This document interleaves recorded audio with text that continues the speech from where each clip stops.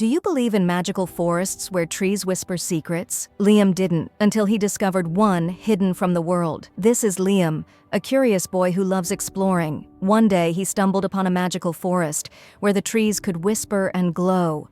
It felt like a world straight out of a storybook. The trees spoke to Liam, warning him to care for their home. But Liam ignored them and carelessly tossed trash onto the forest floor. The trees wept as Liam continued to litter, their glow fading, and the once vibrant forest began to wither. Soon, the forest fell silent. The magical whispers were gone, and the trees became dull and lifeless. Liam felt the heavy weight of regret. Determined to make things right, Liam decided to clean up the mess he had made. He realized how important it was to protect nature.